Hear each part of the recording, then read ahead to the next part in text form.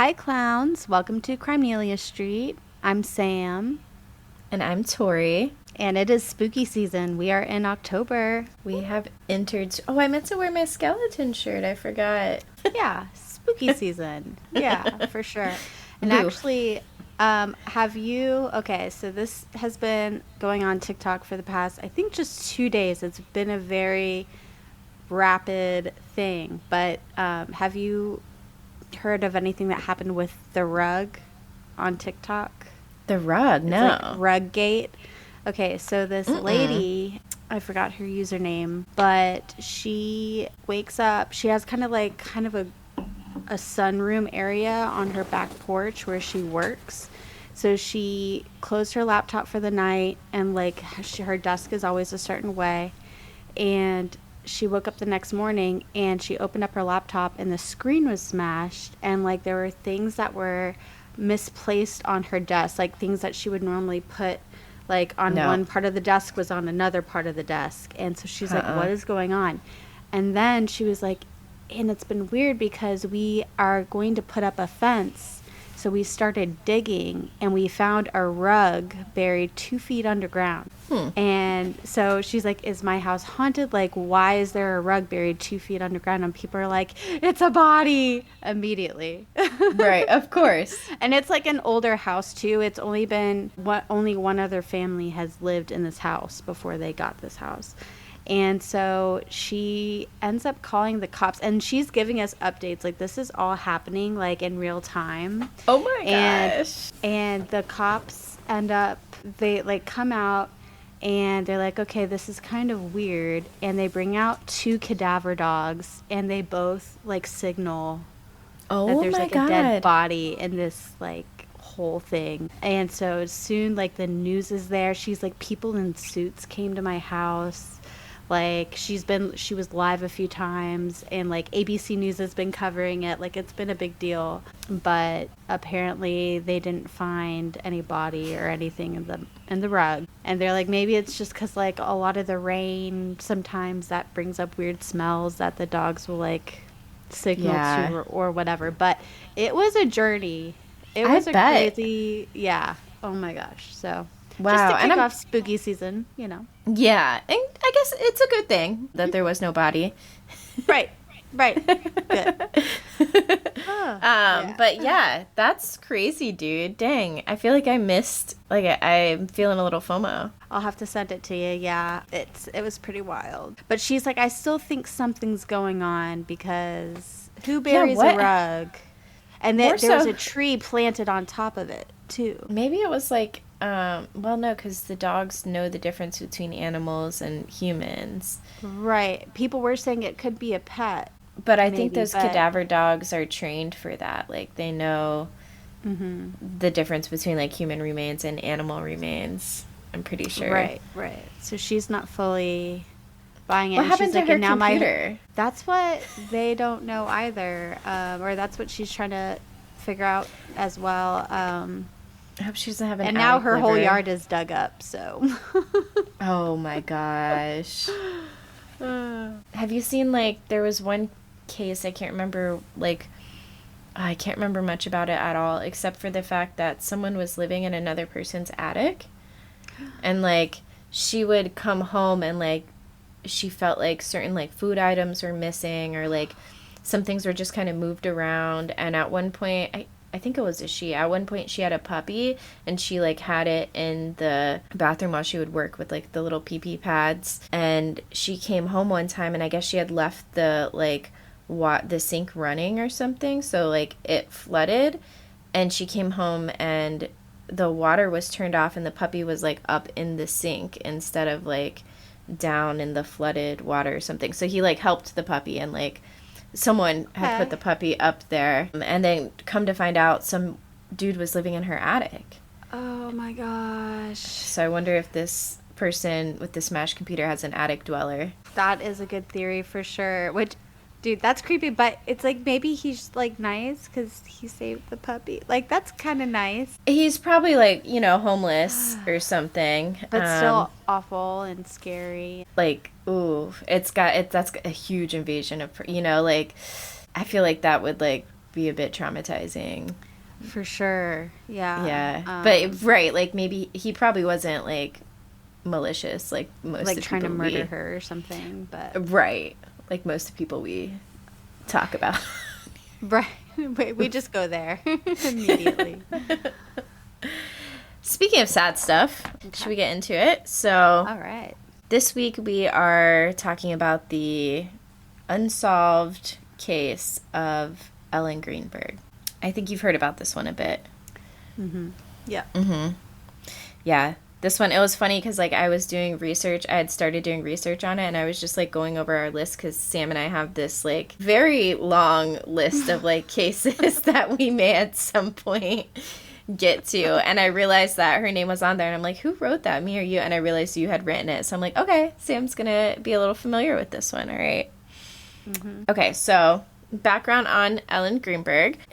Her parents are Joshua Greenberg and Sandy Greenberg. And this is just so weird because we have a best friend whose last name is also Greenberg. Right. I was just thinking that. You can't not. Right. No relation. No relation.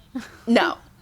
Both Joshua and Sandy are really good people. They definitely love their daughter a lot, which becomes very obvious as this goes on. So Ellen was an only child. She was born July 23rd, 1983. She had really strong relationships with everyone in her life, her friends, her family. It would later be noted by Tom Brennan, who's an investigator who comes onto the case actually very recently, in the more recent years. And he said in an interview that her strong relationships with friends and family is one of the things that's helped this case from, like, falling to the wayside, because people care about her so much that they just, like, can't let it go. So she went to Penn State and got a bachelor's degree. This is our second Penn State case, by the way. The first one was that, was it the library thing? Yes. Yeah, Betsy Aardsma. Yes, Betsy. So spooky things up in Penn State, for sure. What's going on over there?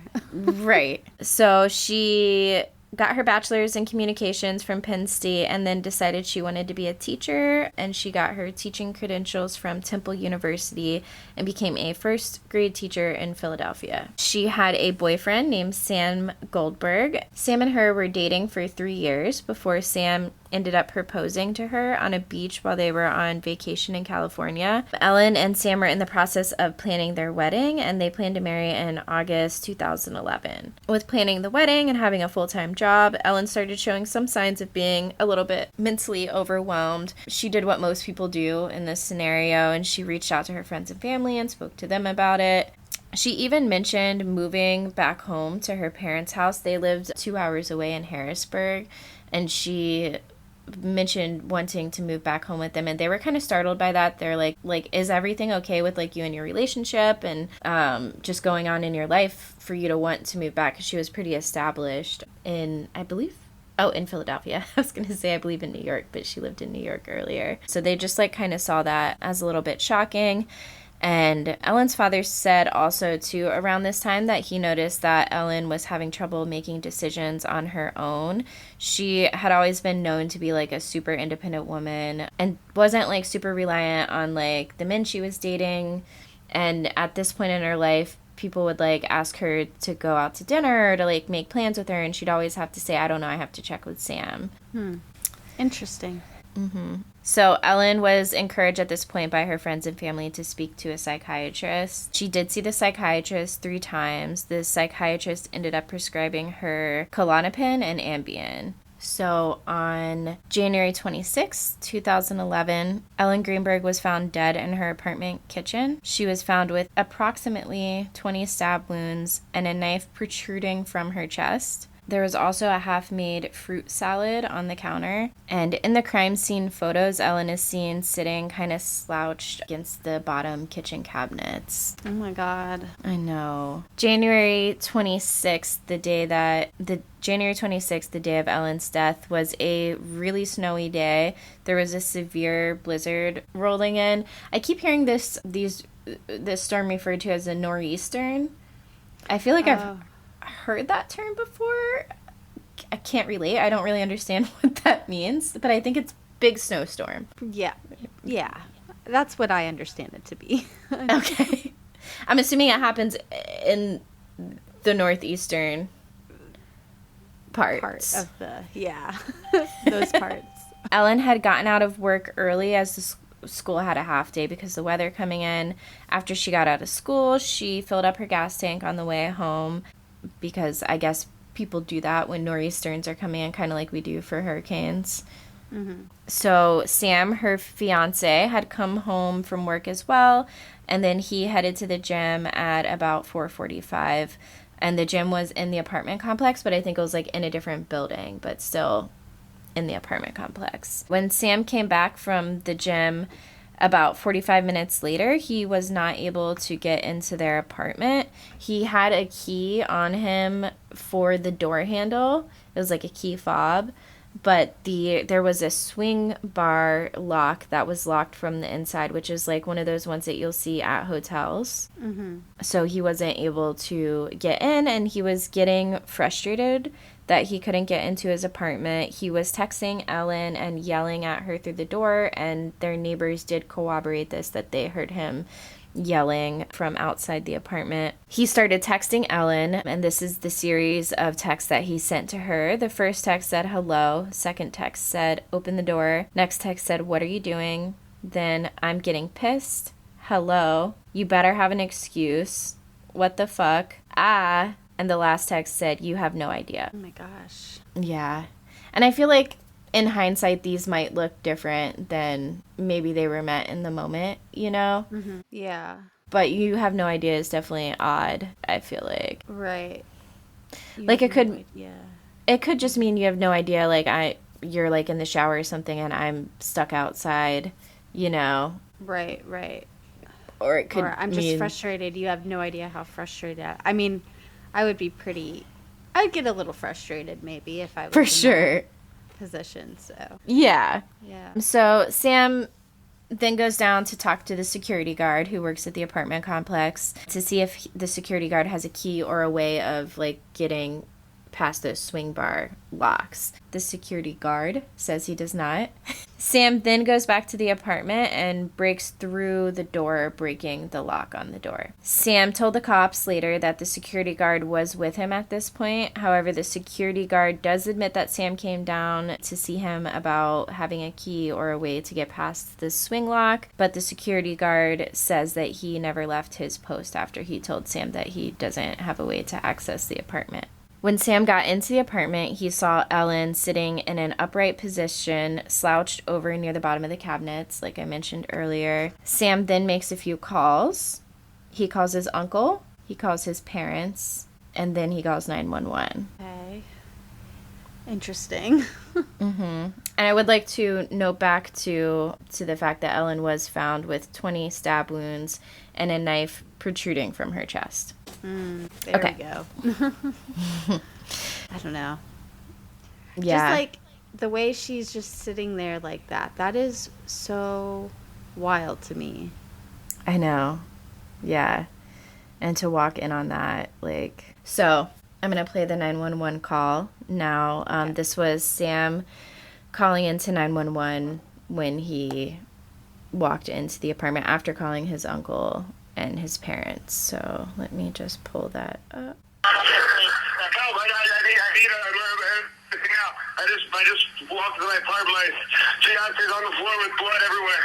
What is the address? 4601 Flat Rock Road. Please come help now. 4601 Flat Rock Road. Is this a house or apartment? Oh no! Oh no! Apartment. It's an apartment. What apartment number? 603. Apartment 603. 603. Please hurry, please. Where's she bleeding from? I don't know. I can't tell. No. So you have to calm yourself down in order to get you some help. I'm sorry. I don't know. I'm looking at her right now. I can't see anything. There's nothing broken. She's bleeding. Ellie! You don't know where she's bleeding from? Can't see where the blood's coming from? I think her head. I think she hit her head, I think. But it's everywhere. Okay, It's everywhere. Think she might have fallen? Do you know what happened? She may have slipped. There's blood on the table. Her face is a little purple. Okay, hold on for rescue for her. Stay on the phone.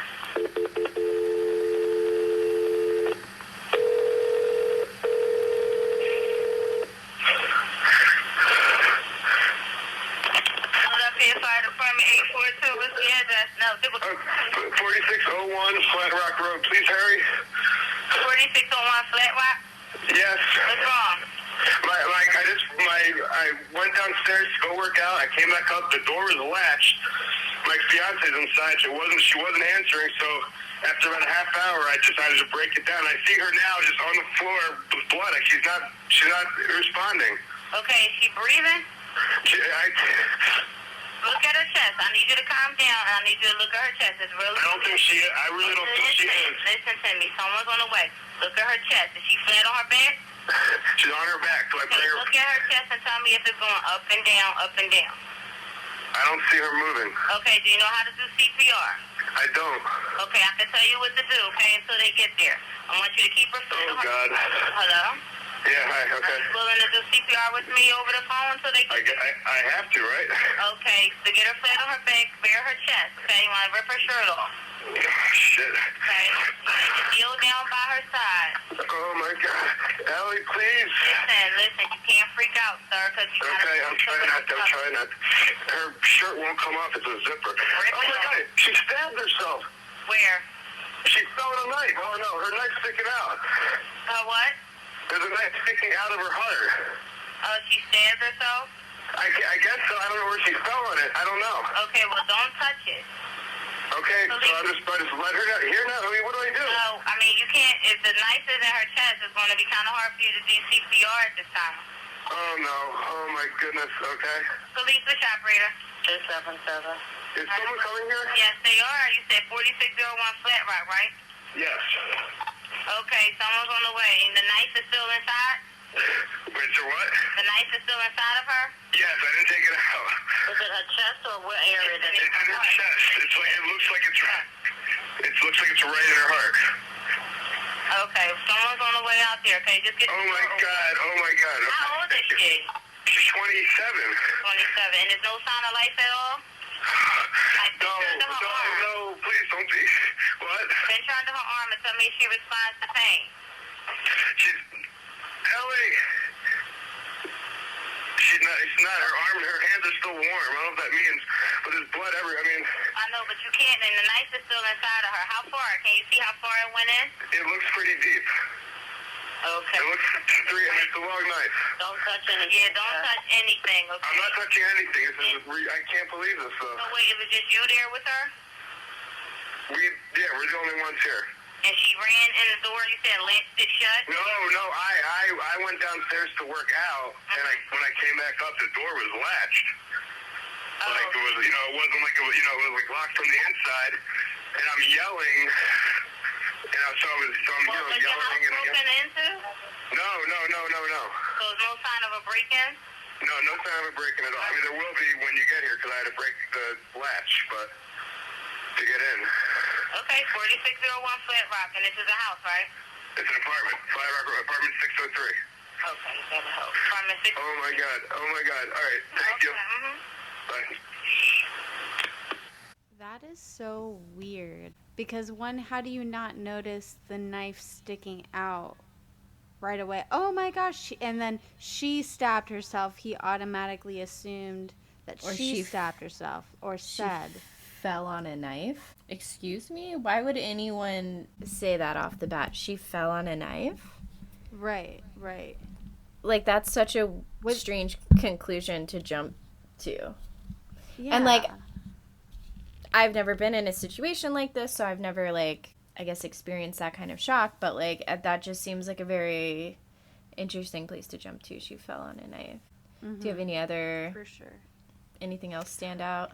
It also is weird how, also, as you just said, I've never been in a situation like this, but his voice was, like, kind of calm and matter of fact in certain things that he would say, like when he was, like, giving the address, it's like he would just momentarily, like, not be upset, and then he would maybe remember to be upset, and then, oh, Ellie, right.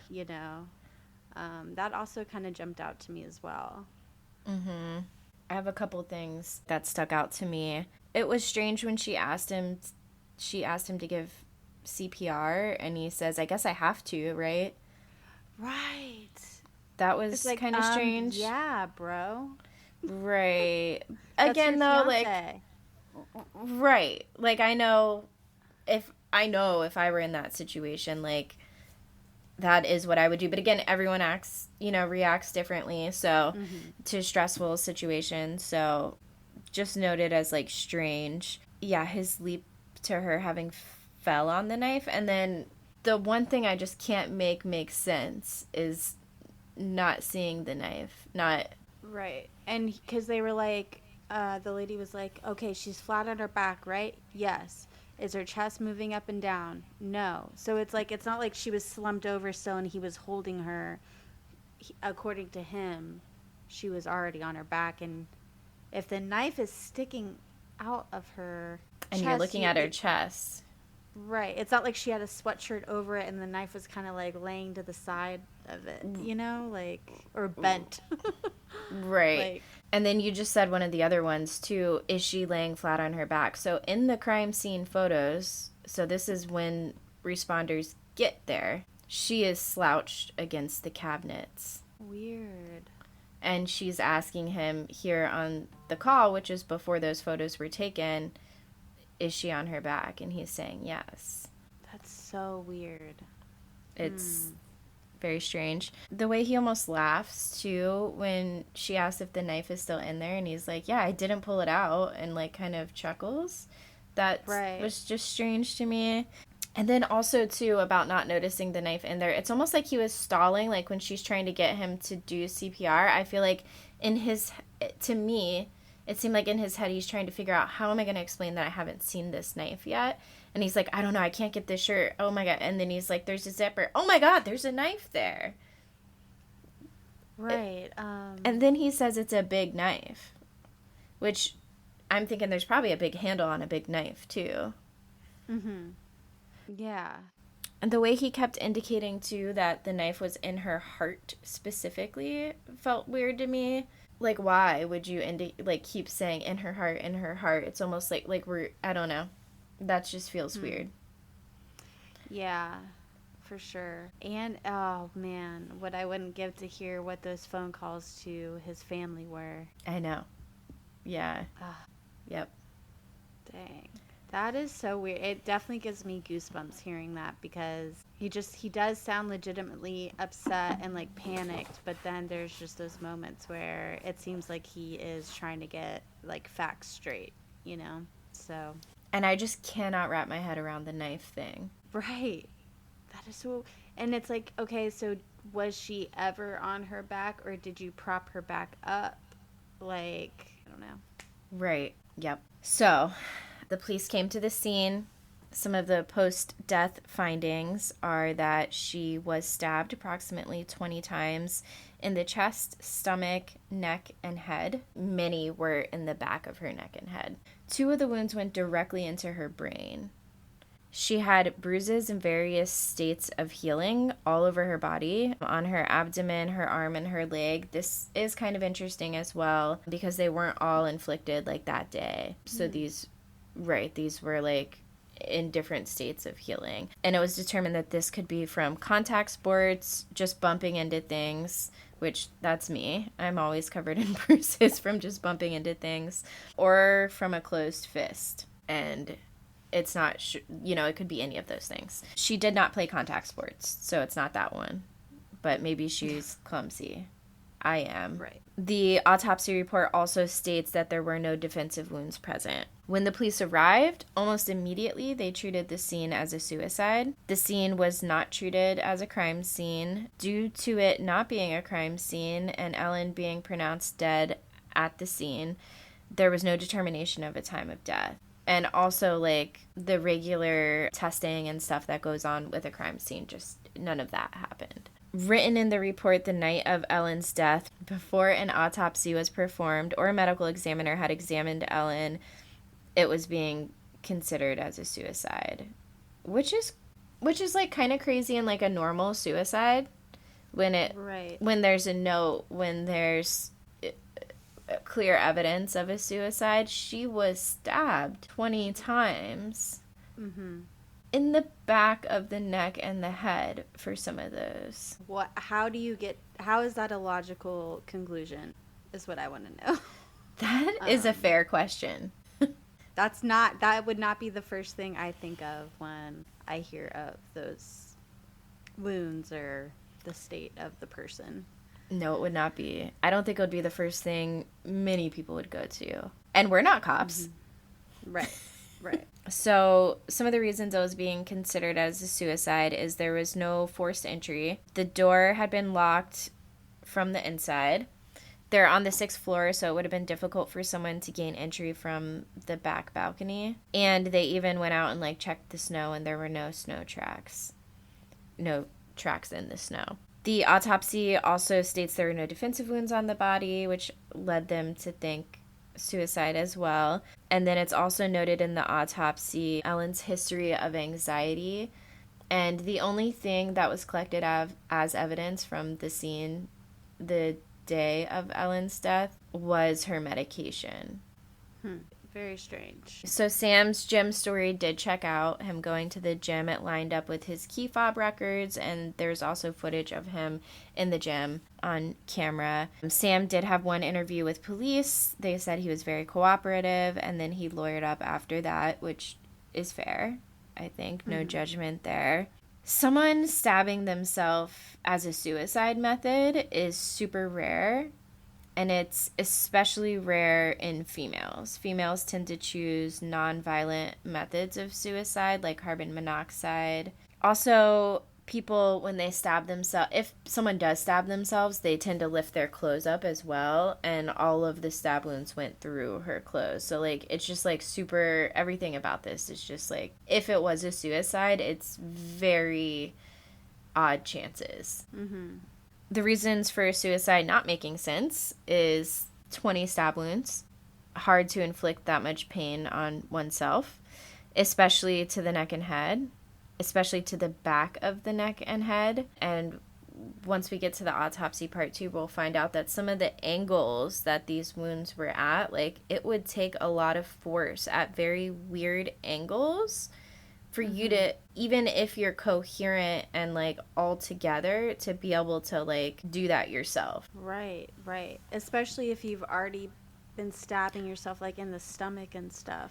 Because you would have to do those first before you would do those. And why even do those? And these were the ones to the back of the head and neck were first. Oh, see, like...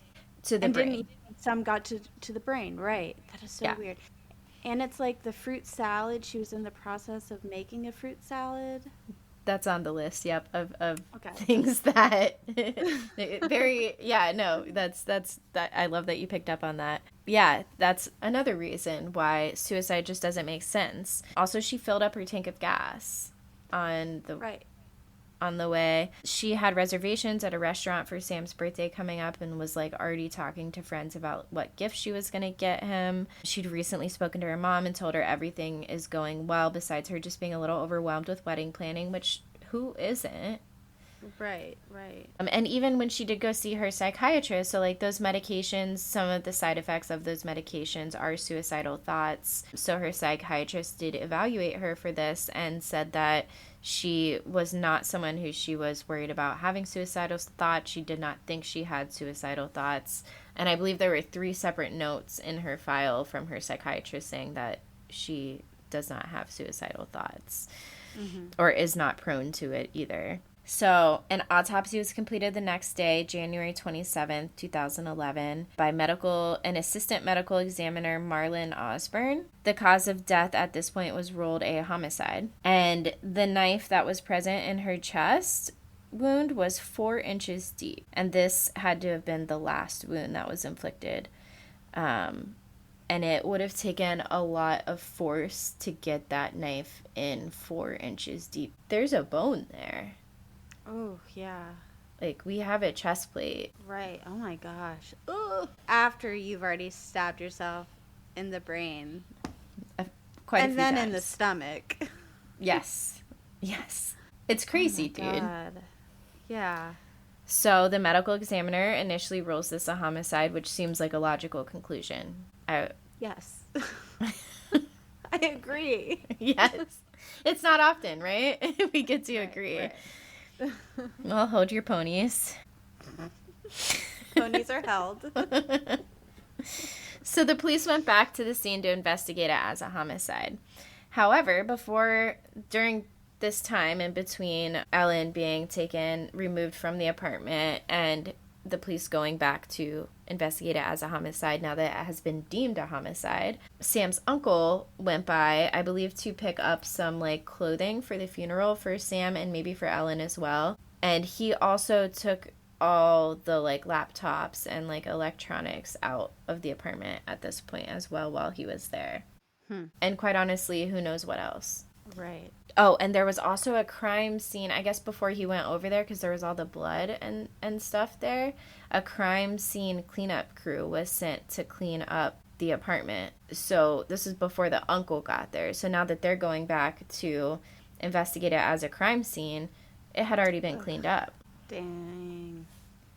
So the only thing they really could have done at this point to get any kind of evidence was a luminol test, and they did not. Police also told reporters 2 days later that while it was deemed a homicide, they were still leaning towards suicide.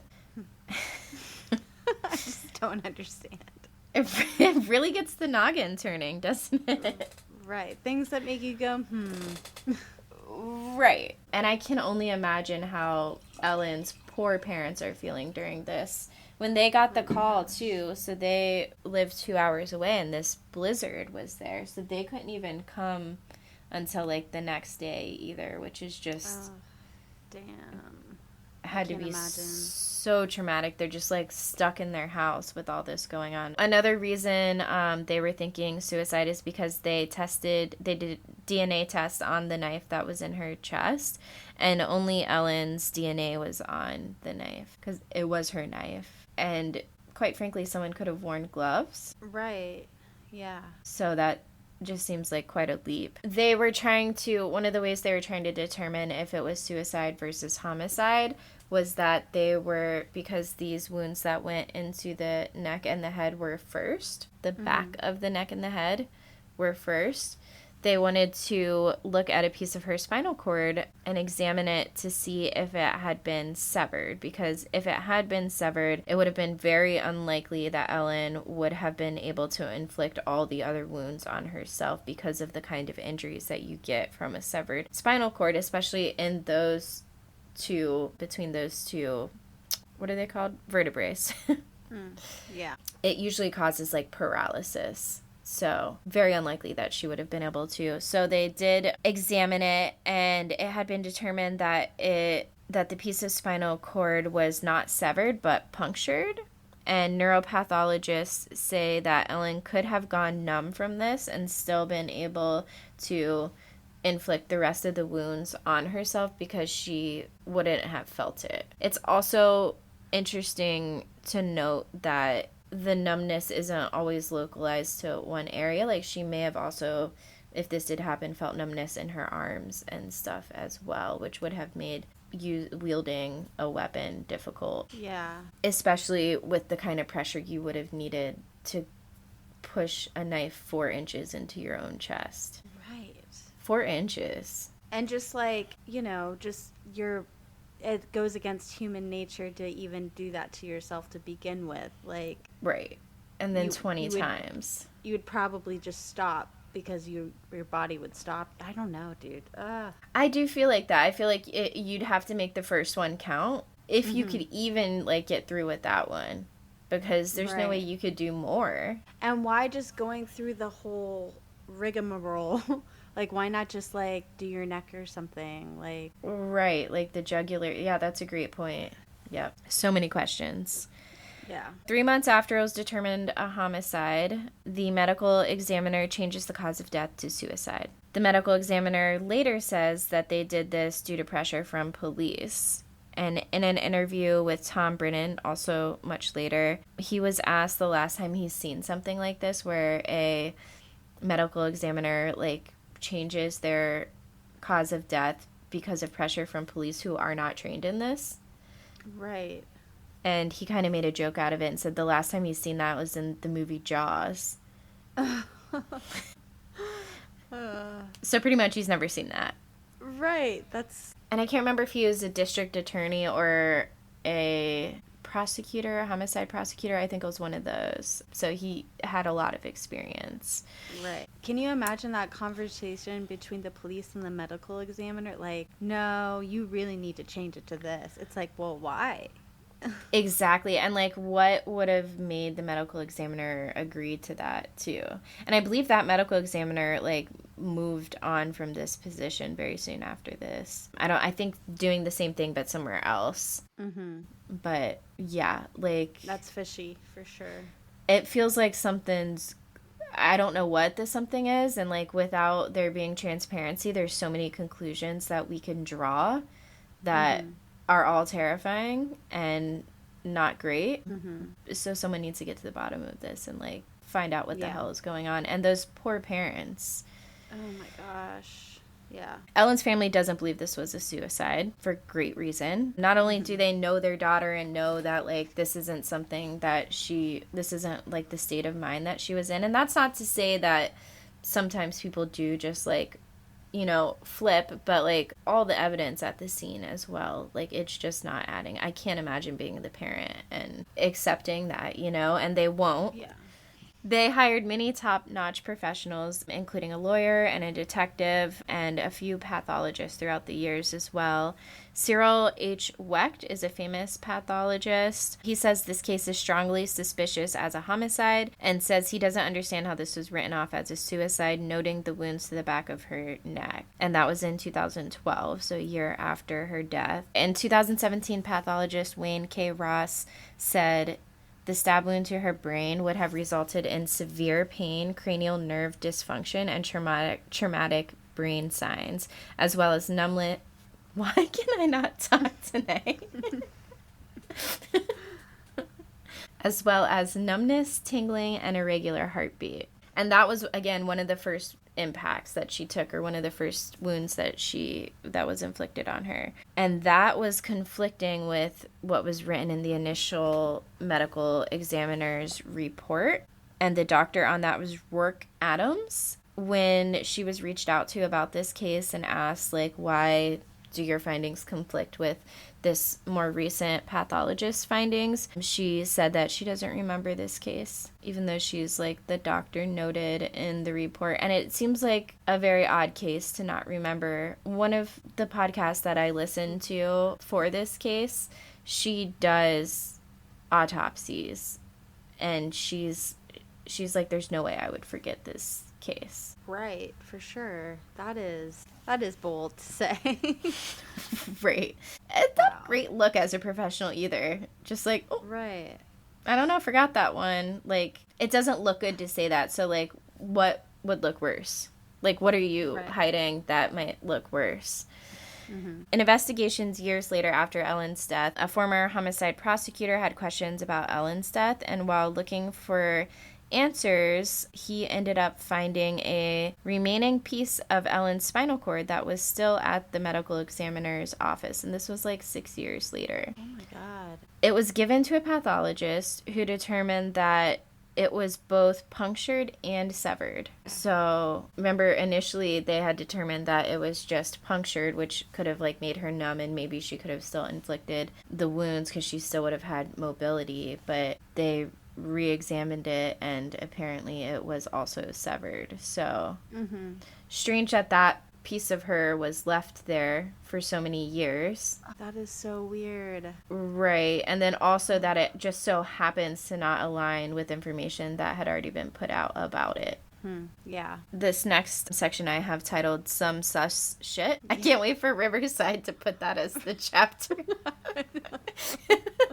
So something that was sus about the crime scene and the crime scene photos, like looking back at them years later, was blood flow. So Ellen in the crime scene photos was sitting upright, but in the photos there is a stream of blood that went from the bottom of her nostril to the back of her ear horizontally.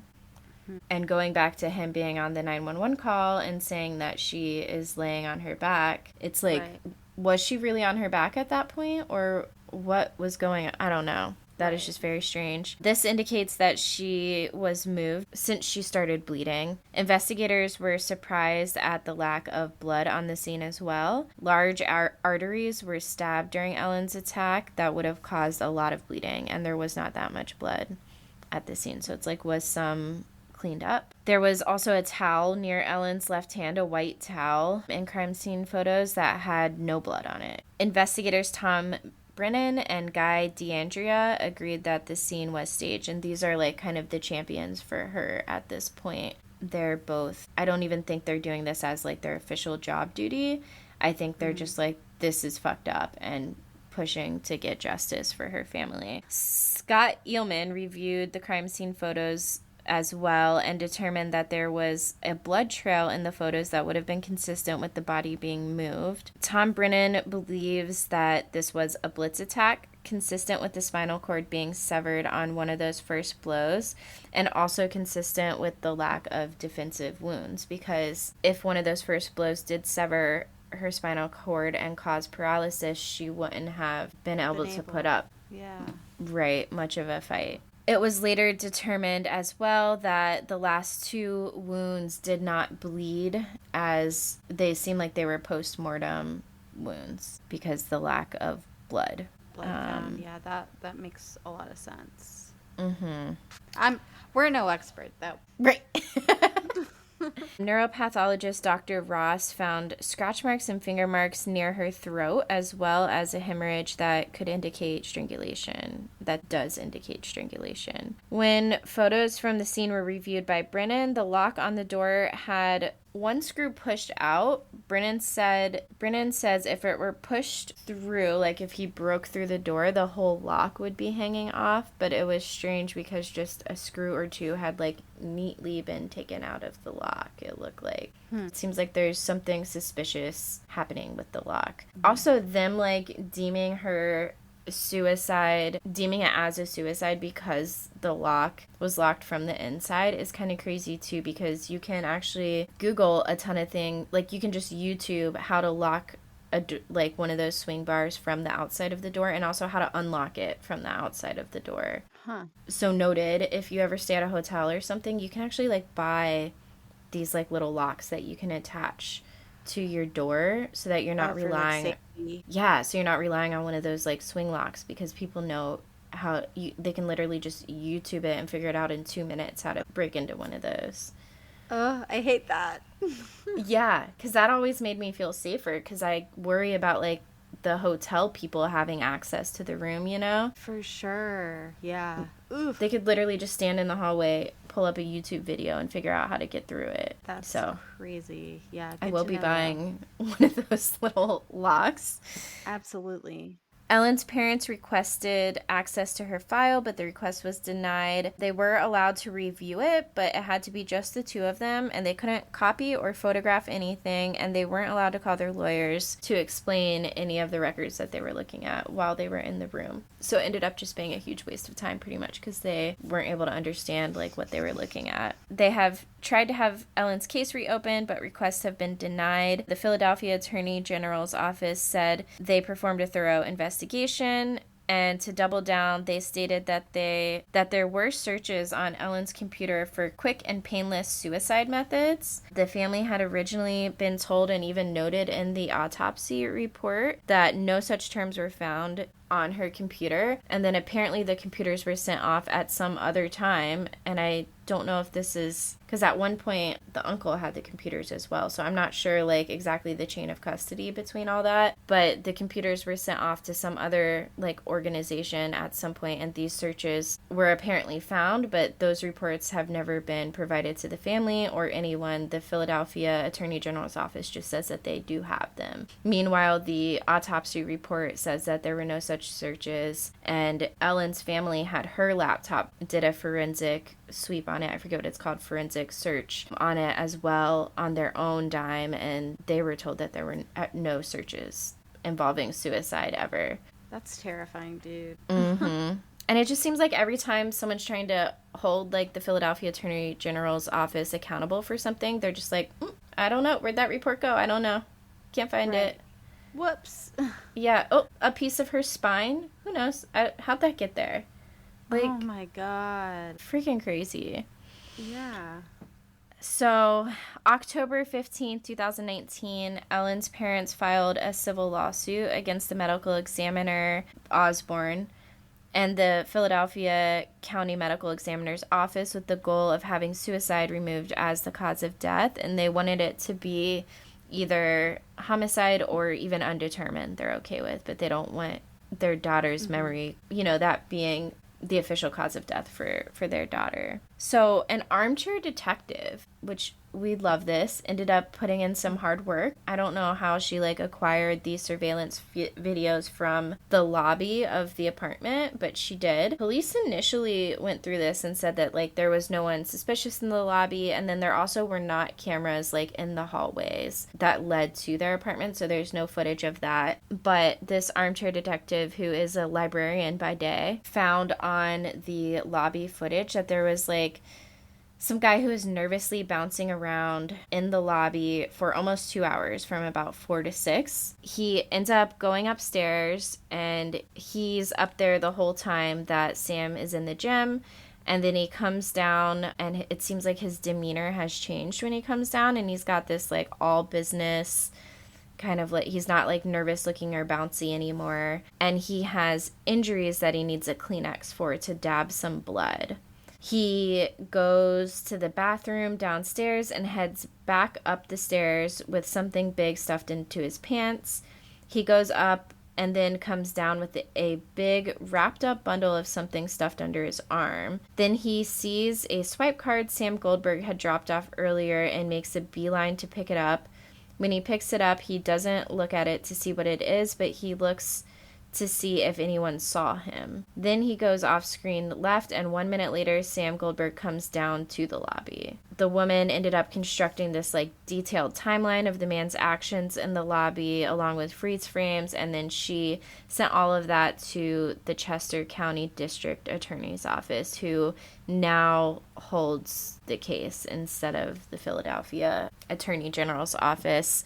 In 2021, new forensic evidence that proves Ellen could not have stabbed herself is shown by something called photogrammetry, which is some kind of 3D evidence that you can get from looking at photos. And by looking at the photos, they're able to determine the angles that the knife would have entered each wound. And it would have been very improbable for Ellen to have been able to wound herself from behind, because she wouldn't have been able to use the force necessary at the angle that the wound was to get the knife so far in. And then also, this part I didn't really understand, but it said the angle in which some of the wounds were inflicted were from an upright angle. Oh, in the back of the neck. That's what they're talking about. So the angle that the wounds were inflicted in the back of the neck were at an upright angle. So that's even harder. Right. I'm I think it's this. Oh. Yeah. So it's you literally. It's you can't even. Right. We look like a bunch of doofuses. Okay, so the angle in which some of the wounds were inflicted were at an upright angle, which is literally just not even possible. And also, they determined to do that many stab wounds just doesn't make sense. And then for the deep chest wound to be the last one also needs a lot of force. After being incapacitated from the other wounds, they said it's highly unlikely and really doesn't make sense. Ellen's family also had a forensic search done. This is of the laptop. I had mentioned this earlier. And they were able to find that there was never any searches for suicide on the computer, like the Attorney General's office mentioned. This evidence was submitted to the Attorney General's office in January 2021. The Attorney General mentioned that responded and mentioned that there's not enough evidence to change the cause of death ruling to a homicide yet, but there is no statute of limitations on homicide. And if any additional information is brought forward that could change the cause of death, then they will look into it. I mean, what else would they need? Literally. And also, I guess there hasn't been any charges, but so none of this evidence has been, examined in the court of law either, so they're just taking the Attorney General's office word for it that there were these searches. Right. Like, no one has seen that report. Oh my gosh, this is frustrating. They cannot provide the report. Yeah. It's like those parents have to feel helpless. It's crazy, dude. I hate that for them. I know. So this is backdating a little bit, but it kind of sums up like the court proceedings in the most recent years from 2019 until now. In 2019, Ellen's parents filed a civil suit against Marlon Osborne, the original medical examiner, and the Philadelphia Medical Examiner's Office to change the manner of death of homicide to homicide or undetermined. The new information, which is like the stuff that I just mentioned, was brought to the court, and the suit cited the fact that Osborne changed the cause of death solely because of persistence from the police as well. In August 2002, the case was reopened by Chester County District Attorney's Office because thank fucking God they've got it now. I don't know how they're going to handle it, but we know the last guys weren't handling it well. The case had been relinquished by Philadelphia Attorney General's office due to an appearance of a conflict of interest. Interesting. Right. And that's about all we have. There was an update yesterday as I was doing research. An article popped up all of a sudden that I didn't see earlier in my research because it was literally published yesterday. And they did just kind of, it was the first update in 2 years, and they just said, we're looking into everything, and we should have some update in the coming weeks or months. So, Okay. hopefully... Well, that's good. A step in the right direction, for sure. It feels promising, yeah. And again, this is in the Chester County District Attorney's Office too, so it's at least promising that it's in someone else's hands. Sam is now remarried and works in TV. There obviously are theories out there that Sam's family ties may be the reason that things could have been covered up. Mm-hmm. I don't want to throw someone under the bus without there being a lot of evidence, you know? Like, I'm not at a place where I would say it's definitely him. I just can't get past not seeing the knife in her chest. Right. Like, where there's smoke, there's fire. Right. That's hard for me to reconcile. Yeah. And also, like, why does the police even care to have the manner of death changed? Like, why would they feel the need to change it? Because what would it matter to them? You know what I mean? Right. That's actually a good question. Yeah. I mean, I guess they'd have to, like, treat it like a homicide and, like, actually put work and hours into it. But even after, like, everything's cleaned up, and couldn't it just be, like, unsolved? And it's like, right. That's all there is to it. You know, there's nothing more they can do because it's already been compromised. But the fact that it was just initially, they're like, yeah, it's a suicide. Just after seeing the scene. Which I can see why people would maybe think there's something going on with, like, family ties, because why would they say that right off it's almost like someone had called them ahead of time and said, hey, when you get there, like, wrap this up real quick. Right. Get the crime scene cleaning company here and call it a day. And I'll be by to pick up the laptop. Right. And the mystery dude in the lobby, that is. Yeah, so that's also, you know, a potential avenue as well. So, very interesting. And I wouldn't be surprised, too, if it goes down that road. It's just like right now, with there being such a lack of transparency, people's minds are going to go crazy. Mm-hmm. For so, sure. It's just like, what were y'all doing, Philadelphia Attorney General's office? Like... Yeah. That's kind of reminding me of the whole Karen Reed case, too, with how, like, I think there's connections. Is. I think, what is that guy's name? Hang on, let me pull it up. And I was trying to figure out, this is one thing I wanted to, like, look into a little bit more. But I think someone who worked on the Karen Reed case, the one who, remember, wrote the reason that the case was, it was like not a hung jury, but what happened with her trial? I forget exactly what the term is. I know there's, like, a delay in it right now. Yeah. Because of the text messages that guy sent about her, remember? Uh-huh. I think that guy also worked on this case. What is his name? I can find it out real quick. Michael Proctor. Oh, yes. Yes. Interesting. That case has always intrigued me, so knowing all these little details is wild. Yeah, it's infuriating Like, it's just absolutely neglectful. Right, right. That's so sad though. But I mean, as you mentioned, like in the beginning, how much her parents obviously loved her and championed her, and I hope they get peace I know, with it, yeah. someday, and I hope they get that for her. And damn. And just, like, so good on them, too, for, like, it's got to be hard to keep pushing it, And, yeah, just good on them. And, yeah, I agree. I hope they get peace. For sure. Happy stuff? Should we talk about happy stuff? We can do that. Now, I have to know what your sign-in name is about. That dang deer? Yeah, so actually that is from a really old clip. I think it's of Taylor at a radio station, like doing an interview, and it's either a Canadian accent or a Minnesotan Oh, accent. I have And she's heard like, that. oh, that dang deer. I can't do it. She did the accent so good. I forgot about that. She did, yes. Is it supposed to be a Minnesota accent or Canadian? I couldn't. I think it was Midwestern, so yeah, like Minnesota. Okay, yeah. Yeah. Which they're pretty that's- similar. Right. There's a lot Yeah. of similarities, but that's all it was. And how about yours? A relaxing thought. What could she be hinting at?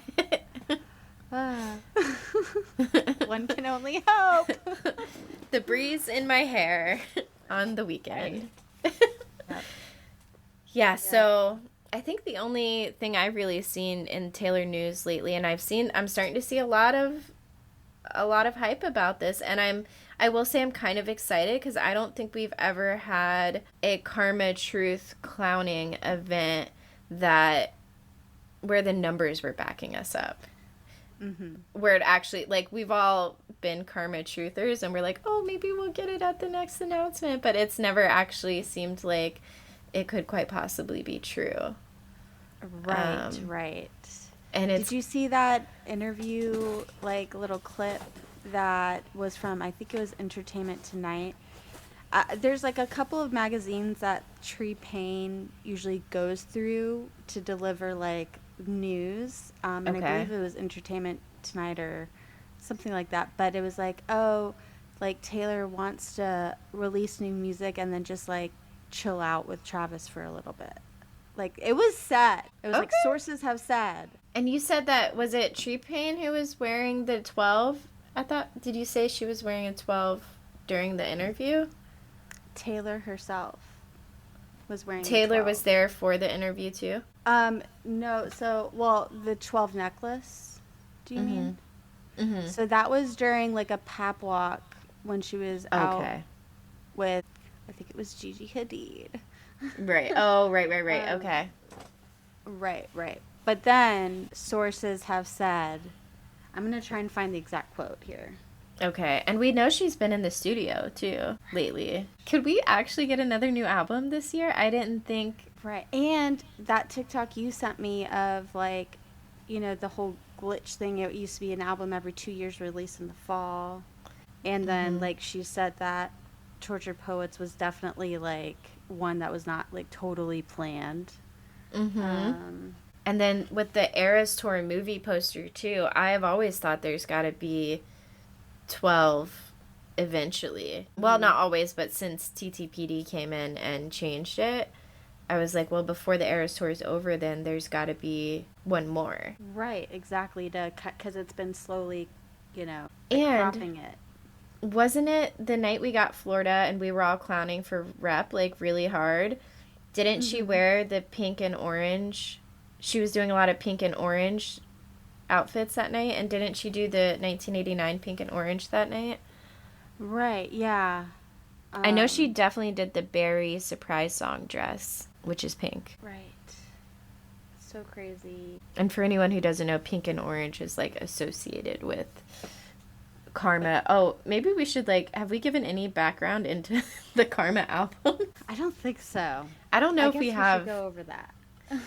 Okay, I'll try to run through it quickly and stop me if I'm missing anything. But okay, so she was on a 2-year release schedule, and it started in 2006.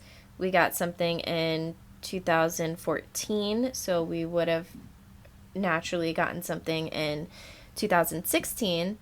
However, all of the drama with Kanye and Kim happened, with Kanye putting her in his song and calling her a bitch, and then Kim and Kanye put the edited recorded phone call out to make it look like Taylor was lying about agreeing for him to call her a bitch in his song. And calling her a snake. Yeah. Oh, right. Thank you. That's a great point to add. Yeah. So then everyone went to Taylor's Instagram and started blowing up all her photos and stuff and just typing snake emojis everywhere and calling her a snake. I think at this point, didn't she wipe her Instagram? Yeah, because it was that hashtag, it was like Taylor Swift is over party. And it was like the #1 trending So sad. thing. And then, yeah, I think she just blacked everything out for a bit and wasn't seen. Yeah, for a year. I don't think we saw her for a year after that, approximately. We also did not get the album in 2016. We did get, however, Reputation in 2017. Is it the Look What You Made Me Do music video where she's cutting the plane wings? Mm-hmm. Okay, Yeah. so in the Look What You Made Me Do music video, I believe it's at the beginning of the music video, she's on a plane. The plane says TS6 on it, which is what Reputation ended up being, again, a year late. And she's cutting the wings off of this plane that says TS6, which I don't know how else to see that besides there was an album that was going to be TS6, and she scrapped it to put out Reputation because this huge thing happened to her, and she was just relating more with Reputation at the time and felt like she couldn't put out whatever this other TS6 was. Then we come to the man wall. Right. This part I'm a little bit foggier on, so you might have to step in. But I know Karma is on the wall twice, and obviously Karma's a song, but everything else on the wall is an actual album, right? Right. Like Red, Fearless, 1989. There's a poster that says Reputation. Taylor Swift. Right. Yeah, the poster that says Taylor Swift. And then Karma is like in the middle and I think at the top, I believe. It's weird for Karma to be on there at all because, as we know, Karma, it's only a song. And it's interesting that it's on there twice because everything else... And we didn't even know it was a song at that point. Oh, right. It wasn't even because that was on Midnights. Right. And the man wall, by the way, is a scene from the Man music video. It's so hard to know, like, how much context to give. And she's peeing on it. And people are like, oh, is it because she's the man. Is it an infinity sign? Is it a clock? Is she going around in circles? Is it a butterfly? Yeah. Is it a butterfly? So I think, Karma is on there amongst all these other albums. So it kind of gives the idea that Karma might be an album, and I think it's on there twice to let us know, yes, I do recognize that it is a song, and I have it on here for the song as well, but then what is this other Karma on the wall? It's like a hint to us, or I'm crazy. I mean, well, she made us this way. So that's the background. Is there anything I'm leaving out? No, I think that's pretty much it. I think it is just weird how I forgot where it was like Karma. Was it some like, I don't think it was fan art. I did find the actual quote from Entertainment Tonight. Oh, good. It says, a source tells Entertainment Tonight, Taylor and Travis are still together and doing well. Taylor is hoping to put out new music and then take some time off together with Travis. It's like a huge deal. Wow. Okay, so the man wall, so it's Karma is in black in the middle. Then there's Karma that's orange, which again, Karma it's definitely orange and pinkish. I feel like orange is the main color that we would see. And then there is Fearless, Red, Speak Now, Reputation, A Missing Sign of Found Return to Taylor Swift in 1989. So those are all of her re-records. But that Karma there, dude, that is something else. Yeah. And like the fact that it's on there twice, I feel like she's like, no, I know there's a song called Karma, but that's not what I'm talking about. Right, exactly. I remember finding this really good post on Reddit, like, talking about, like, where even the name Karma came from. Because, like, I feel like Karma it's been like a rumor for a really long time. I just don't know when it exactly started. Oh. You know what I mean? Uh-huh. So that might be a fun deep dive to do sometime. I guess we'll see. But yeah, the whole Eras Tour poster, it'd be cool for it to be all aligned, because also when her Instagram grid is aligned, you know something's going to happen. Yeah. Like, not every time it's Right. like aligned, because it happens no matter what, every certain amount of posts, but like Right. it's funny how it looks very similar to that. That's true. Yeah, I Yeah. didn't think about that little correlation. What's Even going if it's on? not karma and it's just like a new one, that's like really exciting to you. It's funny because I told Amber, could you imagine if we get nothing on December 13th? My God. The only way that would be good is it still gives us something to like look forward to, I guess. You know? There's always a silver lining, yeah. I'm just like, what are we going to do when everything's out? I guess we'll be perpetually clowning for the next album. Yeah, I know. But like, I think her time off will be good. I wonder what will happen during the time off. I'm ready for the mommy album.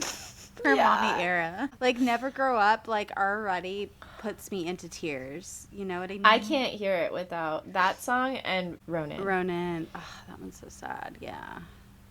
I usually don't listen to that one. I've had to make it a skip lately because it like gives me like intrusive thoughts and stuff, and I'm just like I can't. Dude, same. It's like, Yeah. can't think about that. Can't think about that. Right. I think that's how I kind of feel about, is it Robin, where it's like, way to go, Tiger, higher and higher. I'm like, dude, what are you talking about? Stop. That was me when I first heard it too. That was my reaction. I made a TikTok video about that, and a lot of people responded that Aaron Dessner helped her write that, and like he had just had a baby named Robin.